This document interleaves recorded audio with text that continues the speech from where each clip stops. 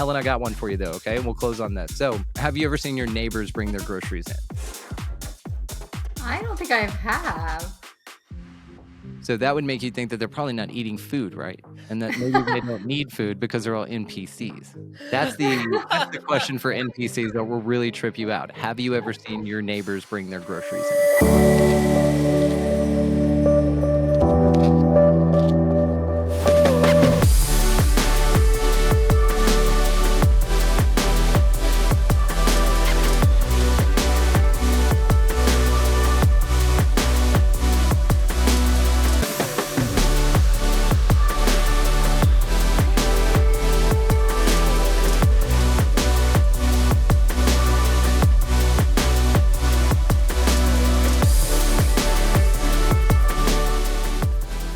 Welcome to another episode of Awaken Now What? I'm your host, JR. And I'm your co-host, Helen. Awaken Now What is the podcast that illuminates your spiritual awakening and ascension. Today we have Brandon Thomas as our guest. Hey, Welcome, Brandon. Welcome. Hey, yo, whoop, whoop. Hang on, I have a... Hey! True? It's one of my favorite sounds ever. Awesome. Okay, cool. Like I said, I got this new piece of gear, so I'm just playing with it. All right, cool. Brandon, you are the creator, producer, and host of the Expanding Reality podcast. Your podcast is very successful. But for our listeners who aren't familiar with you, do you mind telling us a little bit about yourself?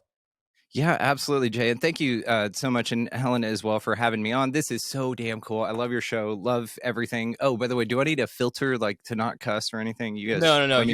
It's all full glow, man. If you want to cuss, cuss. Okay, that kind of loosens me up a little bit. That's fine. I can put the filter on if you'd like. So I've seen that you vape before on your show, so feel free to vape. Oh, dude, I will be chugging on the thing non-stop, brother. Don't you worry about it. Absolutely. And I appreciate you guys. I already feel welcome. So thank you very much. So to your question, though.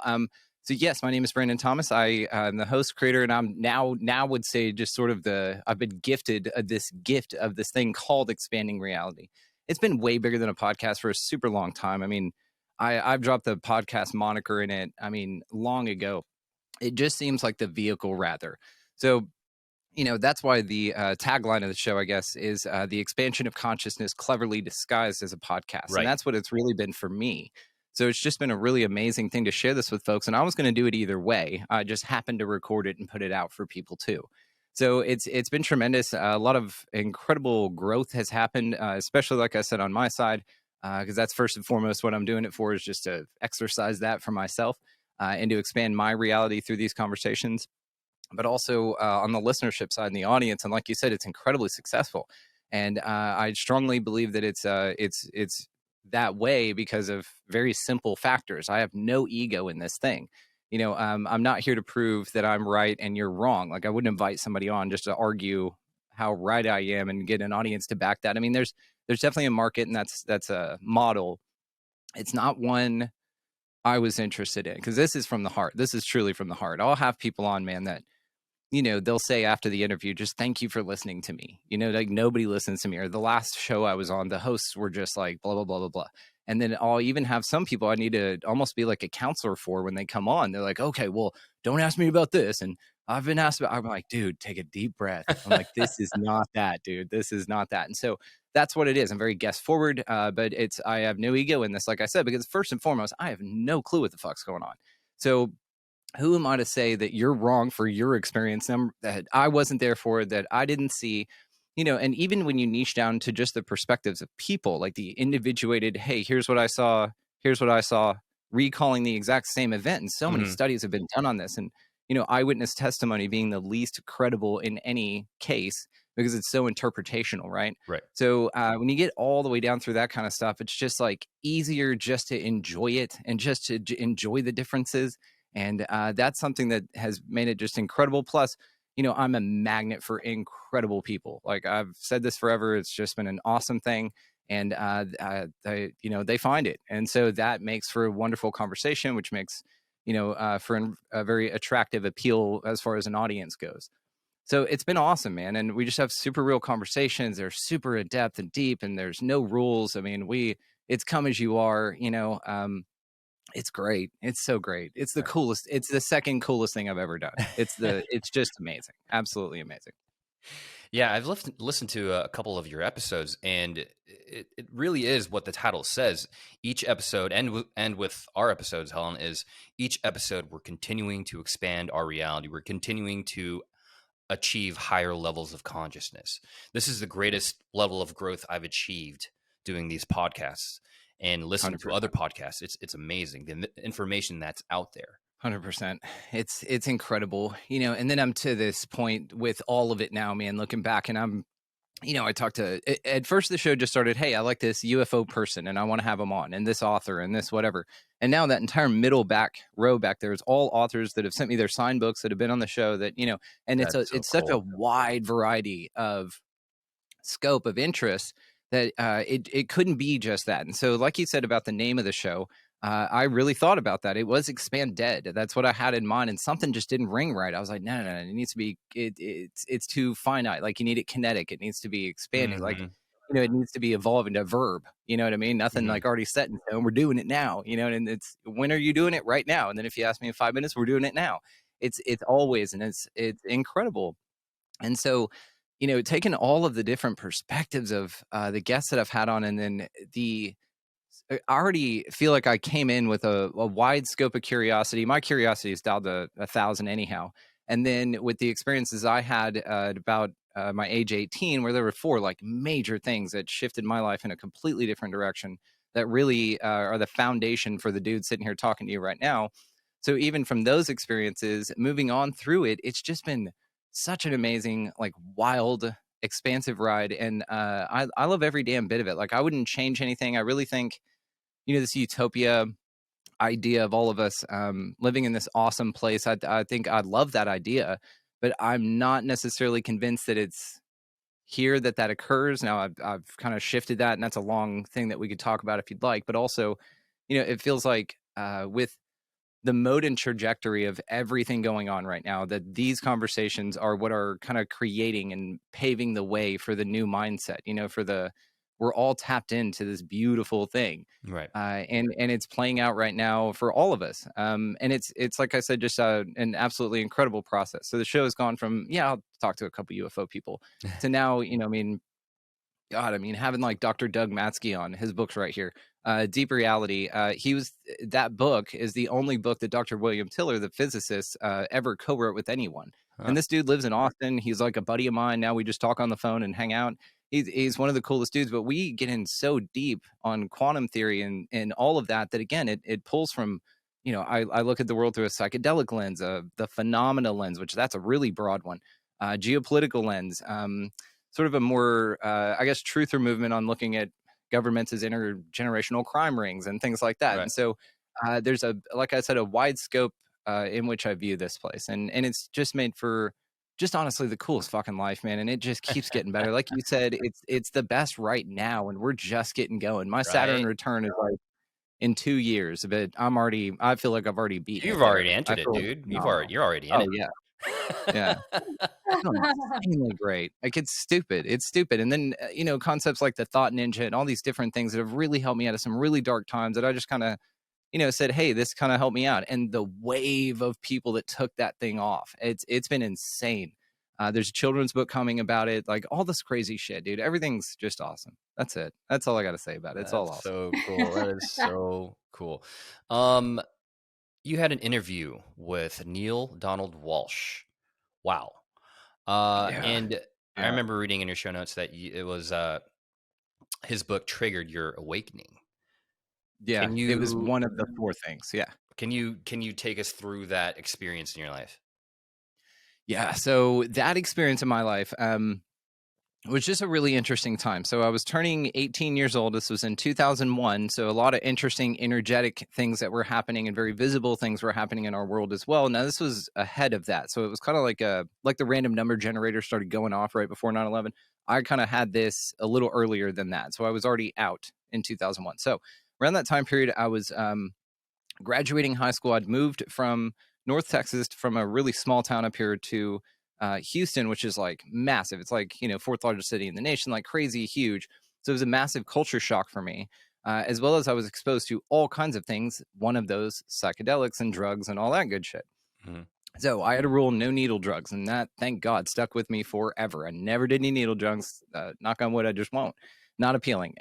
So I really got into psychedelics, though, again, at the same time. So we moved from there to there. That did something really interesting to one of my parents, and they lashed out in a really interesting way that got very challenging and toxic to exist in. And so that was part of the catalyst of this. So 2 days after graduation, in response to that toxic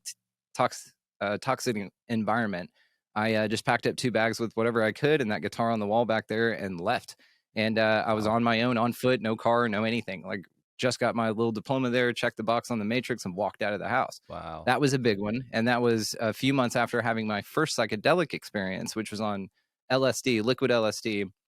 A buddy of mine had gotten a settlement from a wreck that he had when he was young, when he turned 18, and he just got a ton of money. They just gave this 18-year-old a bunch of money. And his parents were just like, okay, well, it's your money. We can't do anything about it. Senior in high school. So he just bought hotel rooms, and we were doing ecstasy and all this shit all the time. And so this dude bought a hotel room one night. I'd already staged it with the folks. I'm like, dudes, the rents, I was like, I'm staying out tonight. Got it all covered, right? So we go, my friend Matt, who had this money and did all this, we pull up in a parking lot. Dude met us, legit style, with a little Visine bottle. And he goes, okay, do you want it on the tongue or on the sweet tart? And Matt, my friend, said, we'll take one of each. So we opened our mouths. He dropped one of each on our tongues. And then he gave us a sweet tart that had one on it, like one of those giant sweet tarts, you know what I mean, that come 4 to a pack. So he gives us one of those. I immediately, my 18-year-old Texas ass just threw it in my mouth. So now I'm on 2 hits of liquid acid for the first time ever as an 18-year-old. Now, I'd never done any psychedelic. Yeah. Yikes. That was similar. The first time I did mushrooms was not this time, but I'll tell you about it because it's still a cool story too. So equally as ridiculous. This is just kind of how I do things. I don't just like tiptoe into shit. I'm like, and let's go. And I really get a very visceral experience with this. Right. I'm the epitome of dive right in, right? So we do this. Long story short, it was horrible. I had an awful time. It was what we would refer to as a bad trip, but it was still valuable. And I still consider it extremely valuable because I learned so much. Because before it went tits up, it was just gorgeous and interconnected and beautiful. And I could really see it. And I was playing with the visuals. And then I get a phone call from my parents saying, hey, you have to come home right now. And so I just immediately crash. And so I'm crying, I'm vomiting, I'm everything like that. And so I, get a ride home and all that. So it was a very traumatic experience, but also a very revolutionary experience for me cognitively. Mm-hmm. So again, after all of that stuff, if we're keeping up, I moved down to Houston, had a very big culture shock awakening, had my first psychedelic experience, smoked weed for the first time, never even heard of that. That's how sheltered this town I was in until I was 18, didn't even know, wasn't even on my radar. So did all that, then very traumatic experience throughout all of that, even with all of the adjustments, moved out because of that, on foot at 18, 2 bags with whatever I could stuff into them and my guitar. I was living with a girlfriend at the time and working like for her dad. And I think I then ended up in Huntsville, Texas. Like, it was crazy. I was all over the place. So I get, because of her, she gave me the book Conversations with God by Neale Donald Walsch, and it's probably it and the 4 Agreements by Don Miguel Ruiz are probably the 2 most bought and given away books by me. I just buy them anytime I see them. I'm like, yep, you're coming with me. However many are there, half price. I go to half price like at least a few times a month. That's awesome. So I'm slanging these things everywhere, right? And that was one of them because it was so damn transformative. It was my first glimpse into an alternative. Like, because up to that point, again, I'm very like sheltered. Like, I just didn't know. I'm just opening my eyes for the first time, basically at the age of 18. And so I'm looking at the world and just going, okay, well, my parents are full of shit in these ways. The government's full of shit in these ways, because I was naturally rebelling with like the music I liked, and I was started to teach myself guitar and all this stuff. So, I was already kind of on that train anyhow. So I was already looking at this like, okay, well, all of it's bullshit, right? And in a way it is, and so when I could really define that for myself, I started just really analyzing all of it. So I just said, screw this. And like I said, bounced out of all that stuff, psychedelic experience, Neale Donald Walsch, then very into conspiracies was the point I was making there. And so I had these massive changes that occurred at that age, at 2001. And it was interesting, man. So that, like I said, pinged me on the path. And then 20 whatever years later, I'm sitting here in this very room talking to Neale Donald Walsch, the dude that's the reason I'm not an atheist. You know what I mean? Kind of a thing. It was insane. Just, I mean, and then, I mean, more the synchronicities continue. So I had a young woman right before that, and this was like 20 episodes into the show, 25 episodes, something like that, into the show. So I had a young woman on the show named Taylor Root Sala. I had just ordered a couple of her journals. She does like low content books for like activity and mindfulness practices and stuff. She's phenomenal. And so I'd ordered a few of them, and they had come in that day. So my wife, God bless her, she's amazing, Mary. We live out in the country. We have dogs and stuff like that. So for my interview with Neil, it was at the sweet spot of when she was going to be coming home from work. And like, I took the day off, like it was a huge deal, right? Right. Still is, honestly. And so she was so sweet and just kind of sat outside, but she had the package from Taylor with the 2 journals that I'd ordered, because I value exchange, right? If somebody's got something and they're coming on there, I support. So I'd ordered 2 journals from Taylor. They came in. I walk outside just on cloud, I don't know what. I'm so damn excited and pumped. And then Mary hands me this thing. Not only is my beautiful wife home safe, then she hands me this package that's these 2 journals. I'm freaking out. I flip this 100 and whatever page book open, and I just go, oh my God, babe, this is so cool. And then I closed it, and then I put the one on bottom up on top, open that to a random page. And on the left side, there's quotes on every single page. And on the left side was a quote from Neale Donald Walsch. And the only one in the book. And it was one that I happened to open to 20 minutes after talking to the dude. All the shit's amazing. And I'm having a blast with all of it. Like you said, you're just riding the wave. Like you get the validation of synchronicities that you are on the right path, that you are doing. I get the something right. validation of feeling. The synchronicities are just kind of a cherry on top. Like the feeling's what it is. That's the true resonance. And what's interesting about it is I started noticing the synchronicities, which gave me the feeling. But what it really did was it showed me that the feeling was in there the whole time. The synchronicities pointed out the situation in which it occurred. Then I started, and this is very recent, actually. I want to give this to all of y'all. This is just it's been a game changer for me. So one thing I've been doing is, excuse me, let's say that the universe responds to you in the way that we're unity consciousness, you can manifest, and let's just play with that idea as what we're talking about for the example I've got. If that's the case, and you are a participatory creator, a deliberate creator here, which I do subscribe to, and that's how I practice this existence, then the case could be made that really you have a variety of options in which you can experience your creative process. So when the universe, okay, so I'll talk about like my mom, for instance, like the Rodecaster that I have right now. That's the only damn thing. I'm 40 years old. That's the only damn thing I wanted for Christmas. Okay. If it's small shit, whatever, little Legos or what, I'll buy them. My mom was like, just give me a list. Just give me the list. And my mom was the universe in this case. I was like, Mom, if I need something, I'll just get it, whatever. I'm not dreaming big enough, right? So you just get me this one thing or this, whatever, just get me whatever. And then she gets frustrated. You end up getting things throughout the years from your mother that you don't like and that you're not going to use, that you're going to return. She's spinning her wheels thinking, I just wish I could get something nice for my son out of a deliberate gift for somebody that I love and care about, because that's their love language and they want to give you that, right? The universe is the same damn way. What a lot of us do, or what I figured out I was doing, absolutely, some people may resonate with this, was I wasn't giving them a list. So they just got me a bunch of shit that I didn't want, in the form of bad relationships or toxicity, and there are many energetic levels to this, but at the basic core of it, it was responding to what I wanted, right? What's the Cheshire Cat quote from Alice in Wonderland? If you don't know where you're going, any road will take you there, right? It's the same idea. So if you're not specific, then it'll just throw you a bunch of shit. Mm-hmm. What I've been doing lately is not only have I been very clear in my visualizations and all of that, because I just have figured out over 20 whatever years how to do it just recently, by the way. But the good news is, listening to the show, it won't take you that long, because it's all of that crammed into talking to a shitload of dope people. So what I've been doing lately is really focusing on the energetic resonance, because that's what you hear with everybody, right? It's the energy. Right. And then you couple that with the lens of the ideas of Esther Hicks, where you're creating from now. Your energetic moment now is what you create your future from, or your future, air quotes. So what I've been doing is I've been bookmarking the moments that are in resonant frequency with the highest desires that I have, manifestations that I haven't physically seen yet. They're on their way. I know this. But what I've been doing is connecting with those feelings. So for instance, if you're in ecstasy, like if you just, have an incredible day or an incredible moment, or you make love and it's this just incredibly passionate ecstasy, like what my wife and I have been doing for everything is just, we'll go, I'm grateful for this moment. And so what we do is we kind of energetically bookmark it. It's like, hey, universe, put this on your list. This amount of feeling, this amazing feeling, this is what I want more of. All the other shit, get rid of it. You know what I mean? Or dull it or tone it down. So what you're doing is being very clear with your intentions energetically with my understanding, again, after 20 whatever years, has finally got me to that that's what's important. And then, of course, from now and all of those concepts that we just covered. So as an option, I would say, you know, perhaps to entertain, just maybe as something to replace the Real Housewives of whatever in your head for 5 minutes.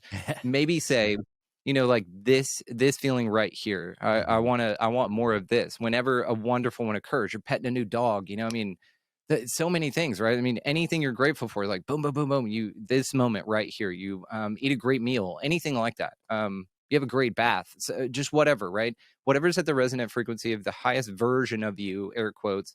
And that I think is pretty cool. It's just something, like I said, we've been playing with, as well as the TikTok craze. Wife and I have been having fun with that too. We don't get into trends online, but we do get into energetically expressive mindfulness practices together that we hear as a test, so that we just kind of test it. I've tested everything I talk about. If I talk about 369 or scripting or affirmations or any of that shit, I've done all of it. I promise I've done all of it. And if it's new, I will try it, just simply because I'm curious about, again, my curiosity is down to 1,000. So I'll just do it. So what we've been doing is saying that, you know, I'm the luckiest entity in the universe. Everything always works out for me, and pinging to that frequency. And then whenever something happens like that, say this right here, this is why I'm the luckiest universe. I'm bookmarking this feeling with you. Right. So there are these actionable things that you can do rather than finding the negative in any given situation, right? Which is programmably easy to do. But, you know, it's like I said, just kind of a way to put it on the list. You know, it's your Amazon wish list. Think of it like that. Like when you find something, you bookmark it, right? Think of that with your energies like that. Your good shit. To kind of piggyback off your practice and off what you just said, you can actually do that with future emotions. Like, say you want to experience a certain thing or a certain circumstance or an outcome. It's feeling that emotion in the future, which is happening now, and then intuiting that energy and letting that energy inspire you to take the next action step. So you've been doing that. Seems like your whole life. Yes, but now I'm doing it consciously, which is very different.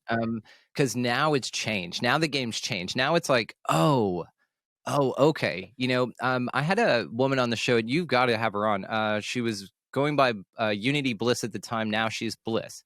So she's incredible. The episode's titled The Oracle. Unbelievable.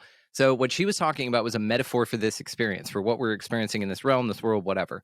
And what it was a basketball game. And so her metaphor was beautiful. It was this basketball game where the one team has a ton of players, but they don't know the rules and they're blindfolded. The other team has very, very few players, but they know all the rules and they don't have blindfolds on at all. Now, this feels like the world of the delusion and illusion and psyops and shit that we've been experiencing from my perspective. It feels like that basketball game. It feels like also where we are now, especially with conversations like this. This is me and you I've already figured it out. I'm walking over to you and I'm whispering, hey, all you have to do is take your blindfold off. It's the Plato's cave analogy, you know, the allegory of the cave. It's a perfect analogy for this exact thing. Right. So this idea of this progressive, you know, wake up and this, you know, great ascension and all of that, there's many different types of conversations we could have around that. I love all of them and I'm here for all of them. But it's been fascinating. It's been extremely fascinating. And especially when I look at it that way, because then it doesn't feel so overwhelming. It just feels like, oh, there's been an impedance, like a barrier, and that's easily overcomeable, right? You just pull your blindfold off, right? And then we whisper the rules as we figure them out, or at least as we get hints to what's not going on, which is mainly my thing. When we find out what's not going on, you ping in the other direction. So like with NASA, for instance, with whatever NASA's doing, it's not what's going on. They're a cover-up. Yeah. So it's the same idea, right? I'm not sitting here claiming that the earth is flat, but I will have the shit out of that conversation because it's amazing and I love it. And I take it really far with all kinds of shit. Like it explains. So let me ask you this. What's past Antarctica? What have you heard? What have you learned? What have you read? And also thought about a lot. So the big thing with me too is I'll take a thing and then hop into my whatever, my mental temple, and then man, I'll take it. I've got a great imagination. I really do, which is again why I just have these awesome conversations and I can empathize with these folks. And I'm not sitting here judging everybody because I can imagine. Yeah, I'm like, shit, yeah, you got picked up by an alien. Fuck yeah, that sounds dope. Right. So, but this idea of like transposing your thoughts and then being able to articulate them in like, I guess, energetic space. You know what I mean? Let me ask you, what do you think about that? Go ahead. Like about the overall arching what we're talking about here, like about the entire realm, this whole place being like perhaps not what we're seeing. Are you pretty on board with that idea that perhaps what we're being told is not what's going on? I'm on the everything that we're told is a lie. That we have to dig to actually find substance and content that actually means something. I do believe that there are other beings and other forces who have directly manipulated our perception of reality. And whenever we stray away from the status quo or the global narrative, that we're looked at as insane or crazy. Which is a psychological operation in itself. Going exactly exile is a psychological. That's like the worst thing that humans can experience, right? Right. And we're all under. I mean, a mass majority of the world is under mass psychosis, and they don't even know it. And I don't know. It's so crazy. This is so. Okay, I'm going to come back to that too. Because that's something to say about the amount, because there's a lot of people that probably aren't real here, and we'll come back to that. Oh yeah, let's get to that. Yeah.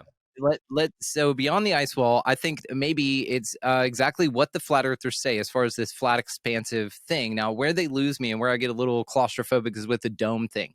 Now, the dome thing in my mind, because this conversation is going to tree branch a little bit, the dome thing in my mind is interesting, but as long as it's like more of an energetic one. Now, if you splinter that branch and you can say like the shoal, like the ancient Hebrew, a lot of ancient cultures had this very clear depiction that were allegedly unconnected, right, by distances in technology, which is, I believe, also horseshit. So, but there was this dome over and these waters under, right, and it protected from the waters above. So what is that? Are we just a pocket isolation of sort of like a terrarium, like an octopus's like ant farm, you know what I mean? To where like there's this energetic dome, there's waters up there. Humanity or whatever sea monkeys have been in this thing have figured out at least that there's a dome up there. Then you look at what they did in reference still back to Antarctica with project Operation Fishbowl. I want to say it was in 61 because it was or 50 something, late 50s, early 60s. What they did was they shot nukes straight up in the sky in Antarctica.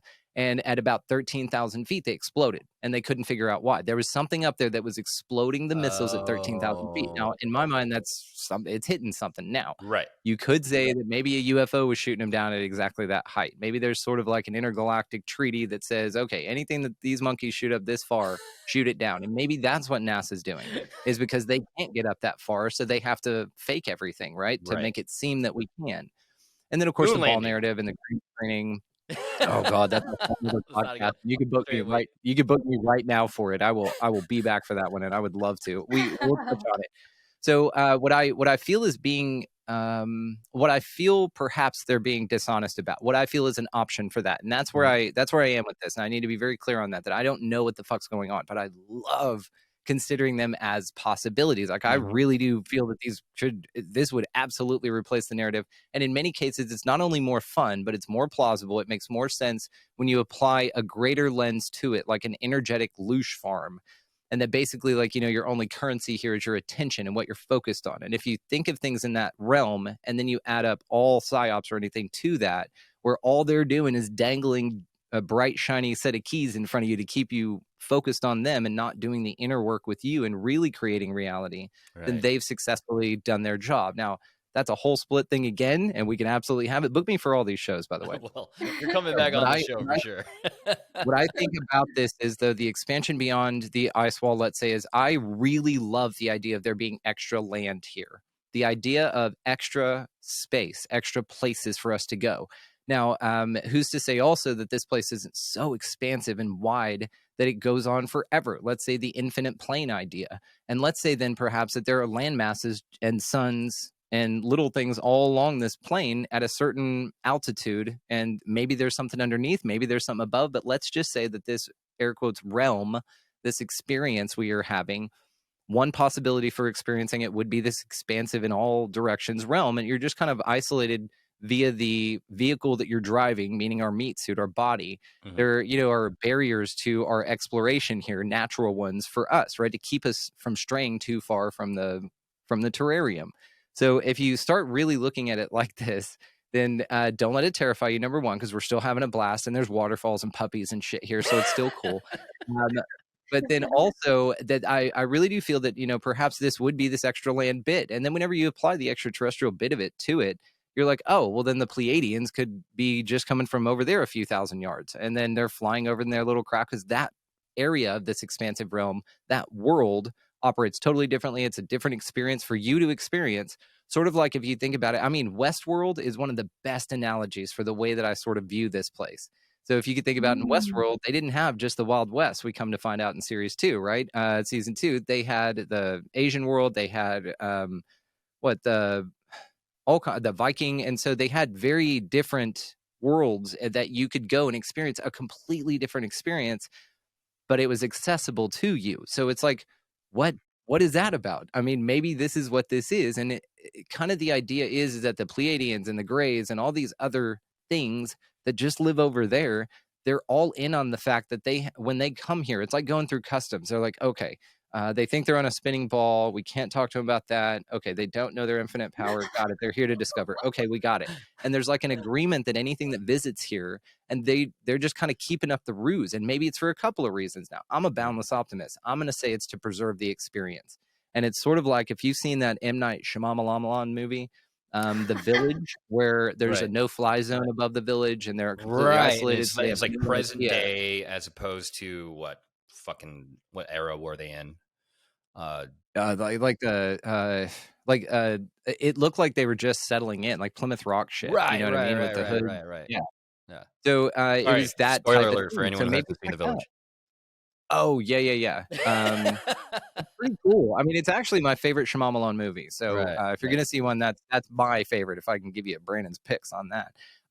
So it's maybe that idea that we're just sort of this isolated environment that is very necessary. And again, when you zoom out enough, you can go, okay, cool. I see that it's necessary for the experience, for the expansion of consciousness, for us to facilitate our lessons in this way. Mm-hmm. And there's many levels to that experienced in the same realm. And then you have this bigger expansive part of this entire thing that's like a cell on a living organism. And then it becomes this massive thing. And it's beautiful and expansive, and it's a mind fuck, and it's awesome. And yeah. So I think that would be cool. The beyond the ice wall stuff, extra land a bit is where I'm at with that. I just think it's awesome. I think that that's what piques my interest the most. I think it's the most heavily guarded piece of land on this planet. Planet is elongated version of the word plane. You have all sorts of indicators to say that, with everything else being a psyop, right? And it's funny too, these conspiracy people, no, everything the government's telling you is bullshit. Everything coming out of your media is bullshit, right? Okay, check. I agree. NASA, I agree. Medical, I agree. Okay, and then they're like, but the Earth's not flat because the scientists say it's round. I'm like, but maybe, you know what I mean? Maybe. So there's a bigger possibility. There's maybe. Right. There's a bigger point to all that I will absolutely get to if you don't have anything else on the Antarctica thing. But I want to hear what Helen has to think about Antarctica. What do you think? I have never thought about it. I think I am fine not knowing wherever is beyond there. And it's really fun to hear you guys talk about it.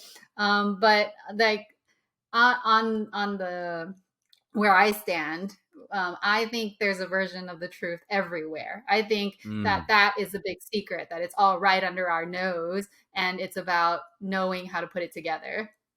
You just nailed it. I mean, what a synchronicity. I was going to then jump to reality, which is something that I find that the more I study quantum physics, spirituality, just everything, contactee reports, talking to these people, what the experiences are, I don't think...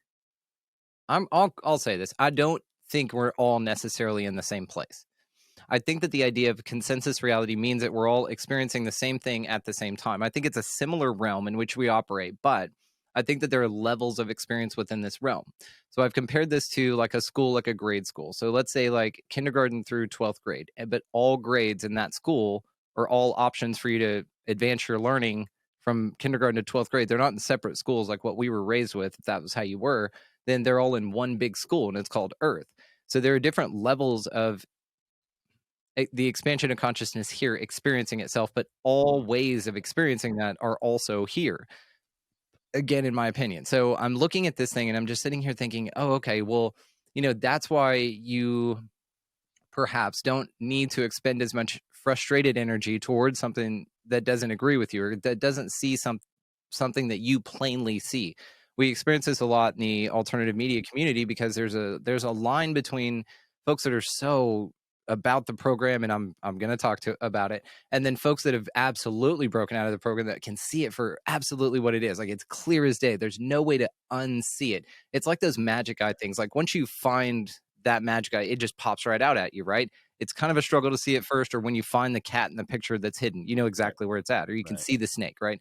All of those little things, but it takes you a minute to find it. But once you can see it, you can't unsee it. And that's how this goes. You can't put the genie back in the bottle, right? So this idea of this dissonance still has its value because it shakes up on a level of both. It facilitates the person who has woken up recently and very scared, because this is a shit place, man. I've been through all the levels, man. I've been through all there, and I'm not done. So I don't put myself in 12th grade. So don't think that. It's not something hierarchical. What I mean to say is I can empathize with the way that operates because I've been there. I've been the diehard for the Matrix person that was like, no, I'm not going to smoke weed, and no, I'm not going to read your book, and no, I'm not going to watch this video. And how could you say that about the government? My grandfather fought in the war. Like, I was that for the first 18 years. And then I was this scared dude that woke up after that said, fuck, everybody's asleep. They're being fucked over. They're spraying our skies. Look at what they did with Ruby Ridge, 9/11, Gulf of Tonkin. Like, it just poured in, and I could not stop watching the movie Zeitgeist, like all of this stuff. So you go through that period, which I would call like the fourth dimension. And then you get to a place where I know I am now, man. This is like the place. It's where, yeah, I'm at least not ignorant of what's going on here from a very realistic perspective. I mean, a very obvious perspective. And then I'm not angry about what's going on here because I have I have a very strong new feeling that I'm very excited and have fully embraced about why the shit things happen here. So there's no fear involved in the experience anymore as far as that goes, which I'm very, very happy with. I could share all that with you guys if you'd like. All the tools and techniques. I want everyone there. This is not exclusive to me. This was gifted to me because I know what to do with it. When I know what to do with it is tell every motherfucker about it, because I'm an empowerment person. Right. I want you to do you. My job here is to give people back to themselves. That's my whole damn thing. Wow. And so the second it comes in, Thought Ninja, all that shit, it's all y'all's. So on this vein, then, when you start looking at the experiences this way with a different perspective level, then what you do is you look not down, because again, it's not hierarchical. We're just doing this for spatial referencing, right? You look back from the position you're in to the older version of you, that frequency is vibrating all around. And the lower the more programmed the frequency, the more pervasive and the more in higher quantity it is per capita, right? And this is why folks like us are all planted in places with a shitload of people around us that are not us. You grow where you're planted, but you only grow through the concrete that is the energy that you do not resonate with, so that you can energetically rise to the sun, right?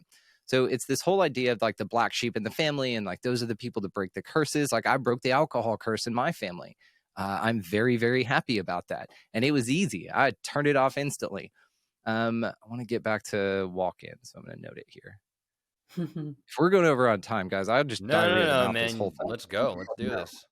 Okay. So basically, how it looks to me is that I'm not going to get angry at somebody who doesn't see that whenever they're spraying shit in the sky, it's like chemtrails and shit. It's obviously not contrails. It's just not that. I don't know what it is. I don't know what it's for. I transmute it into love. That's just me. But what I mean is, I don't know what it is, but it's obviously not what they're saying it is, which is nothing. So those people I'm not angry with. I'm just like, yeah, you're just at that reading level. You don't get it because you don't see it. It's not for you, kind of a thing. You know what I mean? I'm not explaining a mortgage to a 3-year-old. You know what I mean? So it's that type of energetic resonance with me. I don't, and also it's a waste of time. So people in the fourth dimension will happily trade that time yelling at someone that's a kindergartner, because, which then whenever you're looking at it, you can't tell which one's the kindergartner because energetically they're at the same level. I look at everything as energy now. Everything. I can tell you what a video is before it plays energetically. It's fucking insane, and it's new and it's awesome. I'm having a blast with it. What I mean to say is that it's a very tuned in thing, and I've been very deliberate about the threshold of energies that I am a vibrational magnet for. And so this is elevated over time. I wake up a new person, a new energetic match to myself every single day. I make a new version of myself with every portal that I walk through, with every time I step out of the shower. It's always, I'm constantly leveling up. The reason is because this place here, I feel, gives you a great opportunity to experience whatever you want dispassionately and without judgment. It takes you 3.5 seconds looking at the unity consciousness idea to say, okay, if we're all the same thing and all that is all that's here, meaning every energy expressed here is of the same thing. So a unity consciousness, all things here, the things I love and the things I can't stand and turn my stomach are that thing. Everything. God and the devil are the same damn thing. They're here to fulfill an experience, and that experience is called duality. Now, in my mind, I've kind of just gotten this as a very reductive level down to saying, okay, well, maybe we're just here to experience duality, to crush it, which we're totally doing right now, by the way. And then whenever you leave here, or if there's an experience to be had after this one, then you get like a little yin yang merit badge that you throw on a little sash that you have made of light that says, dude, I went to Earth. They're like, oh shit, dude, you got that duality. Oh my God, it's like an amazing thing because it's fucking bad shit, right? Well, y'all are crazy kind of thing. So it feels like this. It's just an experience. And so when you get to this point in it, I guess, and what I'm not trying to say, what I'm saying is, energetically, it's a very obvious system for me. I'm here for the creation, not the destruction. So to sit in the poor me and to sit in the, oh no, this government agency might drop a nuke on this thing or might restrict my freedoms in this way, that is not, in my mind, being a creator. I'm a deliberate creator. I create solutions here. So if you're being presented with something in the form of, let's say, Klaus Schwab and his Great Reset, and he wants to sit there and do all kinds of things, and you don't agree with it, this is not an inevitability in my mind. This is an option. And I'm not an either or kind of guy. There are many options that we have other than that plan if it's not something that resonates with you. So this is the actionable part of this game, of this experience. This is where we really turn it on and move it. So like I said, having a blast, there's probably a shitload of extra land here. And energetically, there's a bunch of different things expressed here that simply viewing them as that takes the butt hurt out of everything. You're just like, oh yeah, you don't get it. And that's okay. I'm not going to convince you to get it. That's a ridiculous waste of my attention and energy. And it's not going to solve anything. It's going to match me to your level, not the other way around. If I greet you with who I am, which is love and compassion, absolutely, absolutely. I've got sort of a work thing going on just real quick. I work a deconstruction job is what I've been calling it. It's a construction job, but what I've been really doing is deconstructing my subconscious the entire time. So it's a lot of demo. So I'm running in there with a little sledgehammer. I call it my little Thor hammer. And dude, countertop everything. It's amazing. I love it. I go through this house and I work with, I'm the only white dude there. It's me and a bunch of Mexicans. So my Spanish has been great. I always ask them, awesome. I learned a new word a day. I'll give you one. Rompecabezas means puzzles in Spanish. And what it is rompecabezas mean. Cabezas is head. Right. I knew that. I was like, what does rompe mean? He goes broken or damaged or destroyed. So what puzzles literally is in Spanish is rompecabezas is a broken mind, or it destroys your head. Isn't that cool? I just thought that was awesome. That is really cool. Now, there you go. You guys all learned something. So at this deconstruction, these dudes are not a fan. And I'm not going to say they're racist. I'm not saying that. I like them, and everyone's on their highest timeline as far as I'm concerned. But I have noticed a little bit of a difference in the way interaction occurs. So, but I will say this, and, they are the way that they are. Yesterday, for instance, I was working this job. This dude wouldn't piss on me if I was on fire, and that's okay. But I'm always nice to everyone because that's who I am. So I'm a big do no harm but take no shit kind of guy. So there's a line, but I have boundaries, right? But I'm not going to present you back with the same energy you come at me with. I'm rubber, you're glue, and it's just going to slap right on your face, and it's going to suck for you for a little bit until you figure that out. So one specific instance, same thing. I said, hey, do you need any help? Complete ignore. Hey, do you need any help? In Spanish, complete ignore. I was like, okay, got it. Went over to do something else, immediately got yelled at. And I was like, okay, so there's obviously an opportunity to engage here, right? So I had said, okay, sounds great. I went ahead and did something else. That was satisfactory, I guess. 5 seconds later, whatever this dude was working on a ladder came loose, and it was way heavier than he can handle. Oh, and wow. he was, and he grabs it. And immediately I turn around. I had headphones on and everything. I felt it. I turn around and he's struggling. I see this look on his face and he's going over, and I immediately jump up and grab it. And we lock eyes. And it was one of this thing to where that's me. And I said, are you okay? Genuine concern. Are you okay? I've got this. Relax if you need to. I got this. Let's both get it down together. We've got it together. That was a great catch, by the way. And I'm just the whole time, right? The reason is because that's who I am. There's a wonderful parable that I heard that I absolutely adore, and so I'd just like to share it. The parable is that a man was walking by a fire and saw a snake inside the fire. And he was like, oh, shit, there's a snake in this fire. And so he reached in and picked it up. The snake immediately bit him. So out of reaction, he just dropped it and it fell back in the fire, right? So he goes and gets a metal pole, and gets the snake out with the pole. And somebody watching was like, dude, what the fuck are you doing, man? That snake just bit you. Why did you save that thing? He said, because that snake's nature is to bite. My nature is to care and save. So that's the whole point, right? It's not about this external shit. That, to me, if this is sort of a simulation or a program or whatever, it's about every single moment adding up to the grander version of who you really are in every moment, no matter who's there, no matter what's going on, no matter what your day's like, grow it forward. And it's little things like that. So, it'd be easy and everybody can empathize and gossip about, well, what'd you do? What'd you help? You should have let it fall. And I could see that. Many people on that same job site would have said the same thing. But that's not me. That's not who I am. I'll pull your ass out of a fire if you bite me. That's fine. You have an interesting take and perspective on karma. Do you mind divulging and telling us about your perspective? Yeah, karma's been an interesting one because you follow it from the beginning where we all start with it, which is that you do good to avoid bad and you don't do bad to get good. So in my mind, I got to a level with understandings just in general to where, I revisit things constantly. I'm like, hey, do I still believe in that? I'm like, hey, after years, I really evaluated that daddy longlegs are not the most venomous spiders. They just can't break your skin. That's a complete myth. And I've been telling a bunch of people that for years. I just kind of looked it up one day and was like, that's not true. And that was kind of the catalyst to reevaluate everything.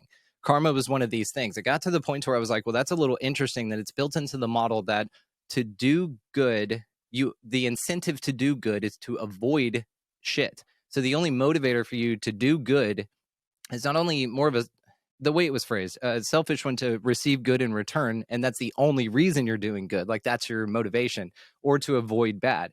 So to avoid repercussion, you're just like, fine. And so it's like, I picture people like dragging their feet to go help someone. You know what I mean? They're just like, oh, whatever, I'm going to do it. I mean, only to get the good and to avoid the bad. I'm going to do it. Right. And so, this idea of it didn't motivate me in the right way. And so I reframed it to say, and I've come to have many conversations that's reframed it several more times where I'm at with it now. And this may change, change a week. Is I look at them as lessons now. I think that it just is an opportunity for you to grow and to move on from that. So it'll quit popping up in your feed and you can close that tab energetically, finally. So if there's, let's say, an opportunity for you to heal some childhood trauma or something with your mother, it's going to constantly pop up in a lot of different ways. It's going to remind you in a TV show one day, not to mention your mom. It's going to just keep popping up. And I think that the energy level ramps up because it needs to get your attention. Mm-hmm. And I think that those things being opportunities for your growth, if you choose to take yourself on the expansion of yourself and look at them and really heal those and to give them your attention for 2 seconds, instead of reaching for the whiskey and numbing that and quieting it so that you can put your attention back on the outside world that's demanding it constantly for this reason. So you don't do the inner work. We've already talked about this. Then perhaps you can look in and you can say, oh, this is an opportunity for me to stop this cycle. I can't tell you how many things off of a list. It's on the other side somewhere. I want to know that, like, how many things that I cross off of this list that I healed, like went through, experienced, healed, integrated, right? I want to know that. I want to know how many times total that I farted. I want to know all these like fun things that, only the universe could total for this expression that is me, right? So this idea of just rallying it all up and leveling up energetically is the karma. And so also this idea of bad karma, I don't agree to that, because I think bad is subjective anyway. I Right. think evil is subjective, either way. Because again, if we look at unity consciousness, and if you subscribe to that idea in Neil Donald Walsh's book, it states in there very clearly there is nothing separate from God. There's no hell to go to, because why would God do that? Why would God send itself to the corner and punish itself, right? Right. Hitler went to heaven. Like, these are things that are, there's an emotional intelligence that needs to occur to really get this, or to really get your mind around this. Then if you look at, again, like all energies, and you just say, oh, it's just a play. Great friend of mine who you've got to have on, Pat Mahan. He does a Like Attracts Like podcast. He always talks about this. This is his analogy, and I absolutely love it. He says, everything here is a part of the same thing. Everything is necessary, and everything needs to be here. He uses the example of a play. Like when you go to see a play, the hero and the villain come out and bow at the end together. It's all a play, So this idea of that something's here to get you, I don't view it that way. I view it as karma's here to introduce you to the option of your expansion of your consciousness, which I think at my core is what I'm here to do, and also what I'm here to help with. Mm-hmm. And so to be of service in that way is something you need to recognize in yourself first, which all of us, I think, are. It's, again, kind of just your calling to realize that, and then to put in the work to do it, because hurt people, right? And so if you're on a healing journey, you need to heal those things so you can heal other people. Mm-hmm. And then what you'll find in the healing space, which I'm sure you guys have as well, is the more you do, the more healing you experience, because you don't ever stop. Number one, it's an expanded reality. It's expanding. And, it's always something more. But the other thing about that is the way that I look at it, is there's always new energy levels of people for you to be of service to. And you need to get to that level to be of better service. Maybe it's an amplification. Maybe it's a greater number of people that you can speak to in ways that communicate broad concepts in very simple terms that hit many ears and are instantly absorbed. Maybe that's sort of this next thing that we all have to look forward to in this. But that healing journey will continue always. Yeah, because you're still, getting tarred and feathered every now and then. A meteor will hit you every now and then, called something you didn't even know about from your childhood. And you're just like, okay, got it. Thought Ninja and I will work on that, and let's do it. So I maybe that answered your question. I really do, like I said, I look at karma as signposts to opportunities for your expansion. So when you look at them that way, it takes the sting out of it. It takes the, like, something's out to get me out of it, because there's nothing out to get you. It's both true. There's nothing to save you, nothing coming to save you, but there's also nothing here to get you. Right. So I think it's the illusion. It's Sam Tripoli calls it a haunted house. Like, everything will run up to you and go, and you're like, It's like, all right, cool. And then it just walks off. That's it. So you just got to take the out of it. You see it as the haunted house. You're like, oh, got it. Okay, there's no real danger here. It's just an experience. Yeah. Those are amazing words from Brandon Thomas. I was Are we going to get to NPCs and walk-ins? I don't think we're going to. I don't know. You don't want to make this like all a right, two-parter? since you brought it up, I was actually going to ask you. I was listening to your podcast with Terry Tabando, and I'm just curious on my end, what's some of the most intriguing takeaways that you've had out of all the UFO researchers and experiencers on your show? But NPCs and walk-ins, we can go into that as well. Cool. And I'll do the quickest versions I can on those, and we'll tease them for more episodes in the future. Okay. So, man, that's such a awesome question, because it's so many things. Because there were stages. I'm long past the nuts and bolts idea. Nuts and bolts meaning that people that think and believe that they were built somewhere and then were driven here, basically, or flown here, or whatever. I'm way more on the interdimensional side, in that there's nothing out there, and so it's all from here, from either underground or as a manifestation of this experience. I think they could also be higher versions of you, which kind of ties into walk-ins, and I'll get there. One of the things that blew my mind from the nuts and bolts thing is the idea that the future humans coming back in time machines. I love this. Dr. Michael P. Masters had him on the show. It's way back in the catalog. And he's a biological anthropologist of a Montana Tech University in Butte, Montana. And he looks at he studies humans and how we've evolved. And then he looks at the reports of extraterrestrial visitation and contact reports and kind of goes, oh, okay, there's some interesting correlations here. And he says that what they resemble, mostly the grays and things like that, are sort of anthropomorphization of us moving forward in time. So then we would be revisiting ourselves at this point in time for whatever like our ancestors, right? So the interesting thing to this, I love it. And one of the things he, as a biological anthropologist, points out is bipedalism, how it is so pervasive in the contact phenomena. What's up with this? You're a mantis, but you walk on two legs. You're a lizard person, but you walk on two legs, have a torso, two arms, and a head like I anatomically do. That was the template of design for the body, I think, during the creation Yes. of the multiverse. I think that was the template, the bipedal being, whether that be human or other being. Yeah, and as he points out also, it's not the most efficient. So there's way more efficient modes of Right. transportation. And then if you look at this, then you think, okay, well, that idea only really works in the conditions that we're in. So perhaps the interpretation of the body being the blueprint is only from this realm because of the barometric pressures that we're told exist, because of the density of the earth, because of the gravity. All of those things are very specific to this. And this is why he says bipedalism is so interesting, that it's found in the contact phenomena, because he thinks it's not the best mode of transportation. Like it's, comparably shit to what we experience with joint pains, heart issues, circulation issues, all of that, compared to like other mammals, four-legged creatures, have a way better time with this environment. So it's just really almost like we were planted here, right? Now the body template thing is interesting. And one real quick thing is you could say that perhaps all of those creatures are visiting us from different times on this exact same realm, that there's nothing new here, that time only exists for us in a way. And what I've referred to this idea of is like speed dating with Gaia, that basically you get maybe the round of a precession of equinoxes, 24,000 years, let's say, and then your time's up. But like the acacia, all of the experiences of everything are logged somewhere and can be visited and recalled on. So then you could say, well, then perhaps these entities that also exist in this same place and time, or same place rather, different time, different reset, different cycle of body blueprint, imprint, all of that, then maybe they're visiting us via technology that they figured out in the time that they had when they were in the same place. So maybe they're not coming from way off. Right. They're coming from way when. Right, exactly. Trippy as shit, right? It was really trippy shit to kind of gauge all this information. I'm like, where do you even begin? Where do you start? And when you really get into the specifics of everything, it's like, all right, let me take a step back and let's just see the game as it stands. And because when you get too involved in it, it can really mess you up. Yep, it really can. It really can. And you got to take a break from it. You can't listen to my show on repeat. There's too much. You really can't.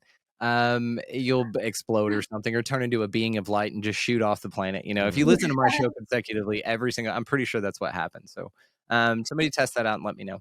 But yeah, it's all wild. And this is also why, I caveat everything. I don't know what the hell's going on here, but I love the ideas. I've got a wild imagination. So I can really follow these things, viewing it, and I can pull from physics. I can pull from quantum physics. I can pull from these things and apply them there.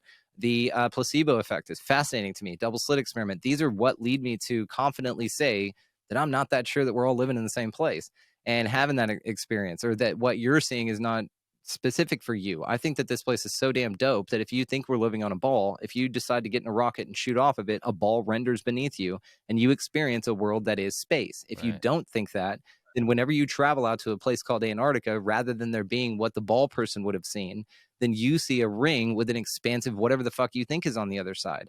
This place is created by you.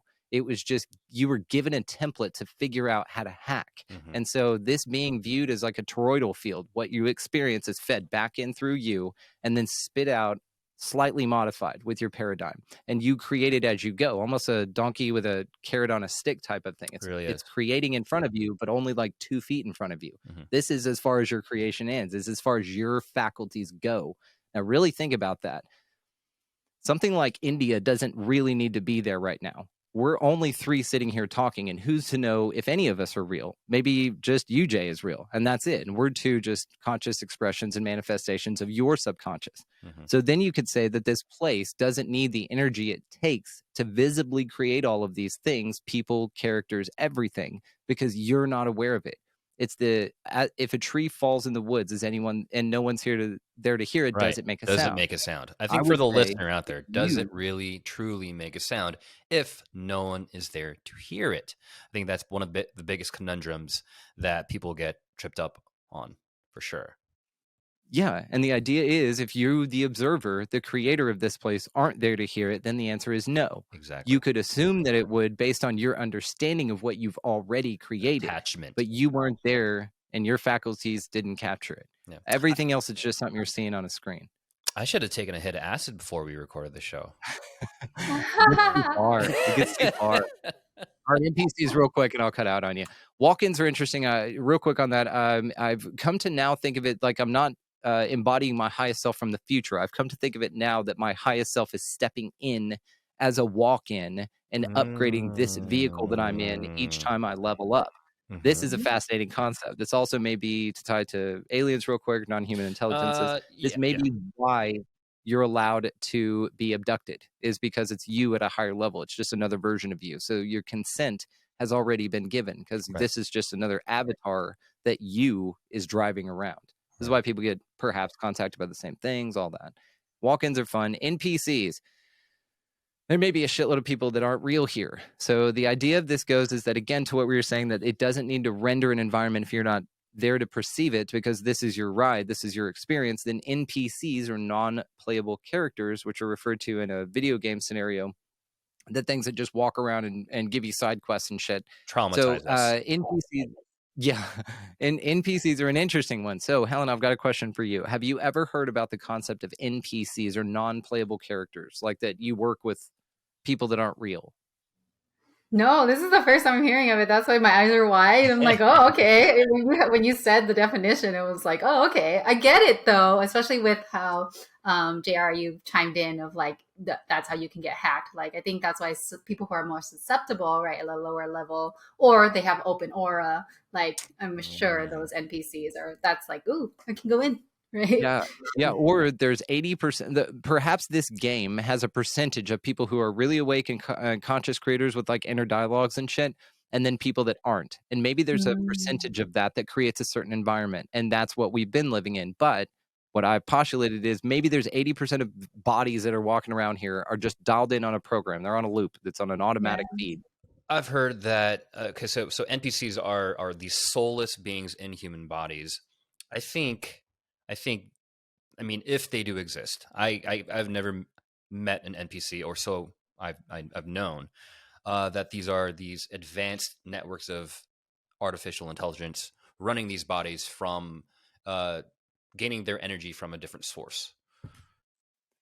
Yeah, and they're fed sort of like bees or something on a hive mind. Meaning that whenever you bring up flat Earth, that's why they look at you like you're crazy, and a Smith steps in and takes over the avatar and tells you how wild that is. It's called the Mr. Smith effect from The Matrix. A Smith will take in that vessel and take it over. And I mean, walk-ins aren't such a crazy theory either. You'll hear people in the very, very spiritual people have a near-death experience, come back and say, you know what, this body's too damaged. I want nothing to do with it. Some other spirit, some other being, which we, might say is another somebody that died that was like, oh, I want to tag back into Earth. But maybe again, it's another higher upgraded version of you that's patient enough and loving enough and willing to go through the growth it's going to take to rebuild that body physically, instead of the you that got in the wreck, right? And this is why people come back changed as fuck. Think about this. Whenever people come back from near-death experiences stuff, they'll come back with a talent they've never had. They'll play drums, never picked up sticks in their life. They'll speak a language they've never been to the country of or don't know anybody there. Their food taste change. Like all these very interesting characteristics change after either a traumatic event or maybe anything. Maybe just waking up in the morning and something happened while you were asleep and you did a little swappy poo. Helen, I got one for you though, okay? And we'll close on this. So have you ever seen your neighbors bring their groceries in? I don't think I have. So that would make you think that they're probably not eating food, right? And that maybe they don't need food because they're all NPCs. That's the question for NPCs that will really trip you out. Have you ever seen your neighbors bring their groceries in? Some people say yes, and they're main characters in your story. That's a buddy that you will go drink over. You've been in their house. You've watched their pets when they've been away, and that's a different scenario. That's a very main character in your experience. But in general, if you drive around, you don't see many people unloading groceries out of their car. But it's one of the most common acts that all of us do, and it's something that usually is not done in one trip. Sometime, depending on the family, right? So you've got an open trunk, you got grocery. You're like, oh yeah, that person's doing it. Yeah, you just don't see it. It's really interesting. It'll trip you out. To kind of piggyback on the walk-ins, discussion. From my understanding, from what I've learned, is when that new soul takes over that new body, they inherit all the soul contracts and all the soul family, and they inherit the soul codes to that soul family. Are you familiar with the 15 founders?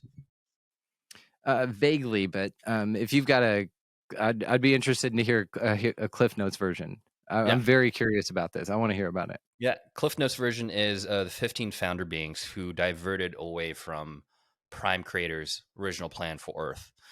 These 15 beings, who were these very large beings, these mantis beings, had their own plan for the universe, essentially. And what they did was so, I mean, heinous is kind of a subjective word, but they did some really fucked up shit. They did some really fucked up shit. And so what the Prime Creator did was they had to, since this is a free will universe and they were allowed to do whatever the fuck they wanted, the Prime Creator created an out, if they so chose to take that route.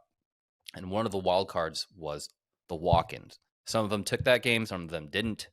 When these beings incarnate into bodies, one founder can equate to 25,000 people, because they have incarnated into humans and into the population, and are now, one being is 25,000 people, and apparently there's only 2 left on Earth.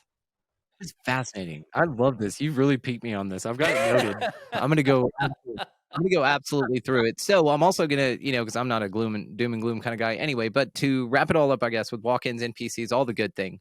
If this is a place where we're just existing in a reality, and there is a percentage dial, like I said, of experience. So you get to a certain level, and from my experience, it took 40 years for that dial to change. Maybe it takes that long. Maybe as I came out of my mom, the program started, and maybe the same is for you as well, that life didn't start like you were told a history. You don't know. You weren't there. So the thing about this is if that percentage was there, what I feel is occurring, the image I get when looking at it through this lens is that dial up of the percentage of cognitive awake deliberate creators here, non-NPCs, are now inhabiting NPCs as walk-ins and waking up, changing the energy, changing the amount of awakened people here, the physical amount. Now, I have a specifically interesting perspective on this because I get letters all the time. I get written emails, comments, messages all the time from people going, I don't remember anything past 2 years ago. I don't remember my life. I don't remember me past 14 years old. And that's when this traumatic event happened, which led me to even listen to a show like yours, right? So this idea of like that you sort of were on autopilot, or maybe that, again, that percentage thing is sort of how I like to look at it, because what it tells me, it reinforces the way I prefer to view this place, which is just as a game. It's not dire. It's not super. It's just fun. Like, touch, smell, taste, see, and hear everything you can before, like I said, there's puppies here, dude. How could this place suck that bad, right? So the way I kind of look at this right is, there, a little cat. I said, oh well, we got 3 in the other room. I got a little cat. I love those. My little buddy Ninja, I love him. Anyway, so yes, we're animal people. My wife and I, we don't have children. So we live on a 12-acre little piece of land out here. I've got 2 dogs in the room now. Under the studio desks here, there's 3 dog beds with a huge couch they use. We have 3 dogs in here now. We have 6 donkeys, a bunch of chickens, all kinds of stuff. So man, we have a really cool is place. awesome. If you guys ever need a break or want to stretch your legs, get on out here, man. It's a great place. You got a place to hang your hat. Dude, awesome. So if that's the case, this Great Awakening thing, this time period, this Aquarius, maybe that was the switch. Maybe that was when all of our dodgeball team got to come running back in the game to be part of it for this. Maybe the other team that knew all of the lessons and that knew the way the game was played and that were unblindfolded, we got to a point where we got enough blindfolds off and we knew enough of the rules to make an impact where now, I mean, the tables have turned. And let's just say in a non-combative, like, yeah, we were right kind of thing, because that left me a long fucking time ago. The idea is this Dolores Cannon 3D, 5D split, this whole thing. And again, it kind of reinforces the lens that I've been viewing this through. And really those ideas led me to the lens, this idea that it's all just different reading levels. So there's no reason for me to be sad that my mom doesn't get when I tell her, hey, this is maybe another way to look at something, or there perhaps is another option. And she's so firm in it. I don't have to go, oh, I want mom to go to heaven too. Like, it's all part of the same thing. It's all part of the same game, right? And so you don't need to feel bad about figuring it out. And your job, if you're listening to this, absolutely, your job is to figure this out. So congratulations, you're doing it. And welcome to it. And welcome to Expanding Your Reality. We're here for you. to reinforce anything that you need. We're the lighthouses. So come on down. Awesome. So we usually end with a now what, but you basically just went right into that. Now what? Just be good to one another. Just be good to one another. Think about the snake story. Just be good to one another. When something happens in your life and they're like, hey, somebody cuts you off in traffic. This is a great example. Somebody cuts you off in traffic. You have options, right? There are energetic exchanges in that moment that you have options to participate in. Now, you could say and again, the Matrix is going to reinforce this. You call anyone that you know on the phone, most people they're going to go, yeah, that's the right way to feel about that. And it's whenever you flip people off, you come up with a few new curse words, you get right on their bumper, all that good stuff, right? That's way of interacting with an opportunity like that. Or you can take yourself up on something by just literally pumping your brakes so nobody dies, take a deep breath, and just wish them consciousness.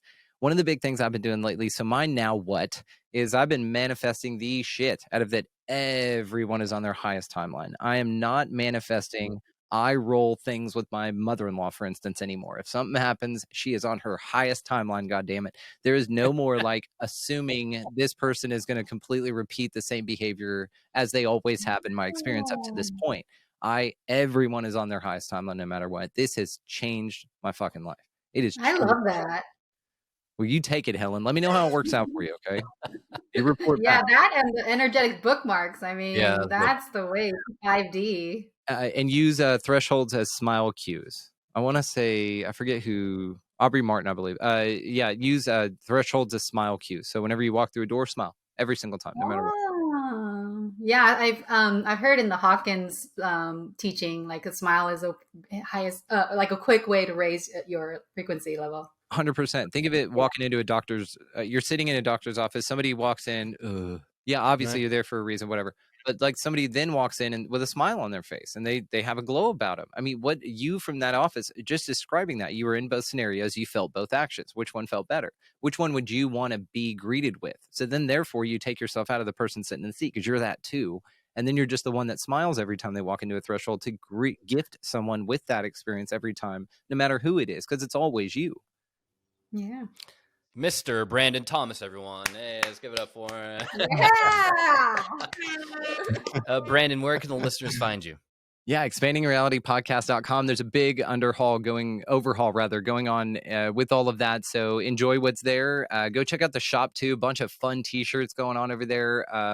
That's changing as well. So just expandingrealitypodcast.com. That'll get you everywhere else. The show goes out to 50 something different places. So y'all can find me. Perfect. We're not hard to find, but thank you. Thank y'all so much. This is so dope. You guys are incredible hosts. So much fun. So much fun. I'll make sure to put your podcast in the show notes. If you like this episode, please subscribe. I'm JR. And I'm Helen. Find us on Discord to talk some more about walk-ins, NPCs, karma. We're there for you. We're there. Brandon, we're having you on the show again in the future sometime. Any damn time, dude. Call me. I'm here. Thanks, guys. See ya.